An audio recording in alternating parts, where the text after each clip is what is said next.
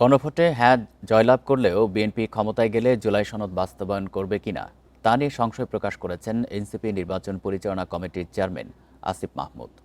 রাতে বাংলা মোটরে এনসিপি কার্যালয়ে সংবাদ সম্মেলনে তিনি অভিযোগ করেন, বিএনপি জুলাই সনদে স্বাক্ষরের পরও জনগণের সাথে প্রতারণা করছে, যেটি তাদের ইশতেহারে ফুটে উঠেছে। আসিফ মাহমুদ আরও বলেন, নির্বাচনের মাঠে বেশ কিছু জায়গায় অস্ত্রের মজুত হচ্ছে, নির্বাচন কমিশনের উচিত এসব বিষয়ে ব্যবস্থা নেওয়া। অনেক প্রার্থী উঠান বৈঠকে ভোটারদের হুমকি দিচ্ছে, এসব বিষয়ে তেমন কোনো পদক্ষেপ দেখা যাচ্ছে না।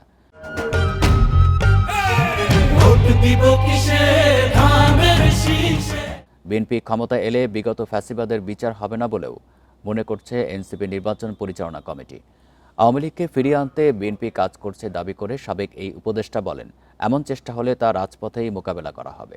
গণহত্যাকারী রাজনৈতিক দল আওয়ামী লীগকে ফিরিয়ে আনার মতো ওই একই ভুল তারেক রহমান করতে যাচ্ছেন এবং করার কথা পাবলিকলি বলছেন।